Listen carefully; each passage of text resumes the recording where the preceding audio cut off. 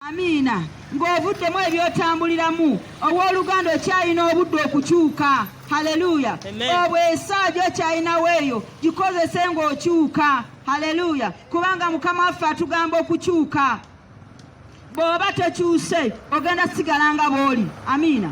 Bw'oba tokyuse gwe wennyini teri agenda kukyusa, wabula gwe wennyini gw'olina okukyusa n'omanya nti mbadde nnyenda obwenzi bubyo bwo n'obuleka, n'omanya nti mbadde endoga okuloga kubi n'okuleka, n'omanya nti mbadde nziba ate sikyaddamu kuba ki nate. Amiina.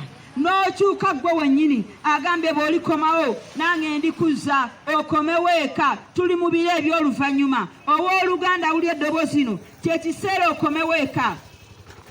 Yayogedde olunaku olugina ndi ku luggi nkonkona, akonkona oluggi lw'omutima gwo ayagala okomewo eka. Naye oluganda weesibiddemu ebyo by'olaba ng'ebyamakulu naye nga si birungi mu maaso gani?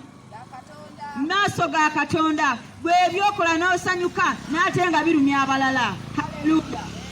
Mukama waffe atugamba okudda gy'ali kubanga kye kyamutwala ku musaalaba. Haleluya. Yagenda ku musaalaba ku lwange naawe. Amiina.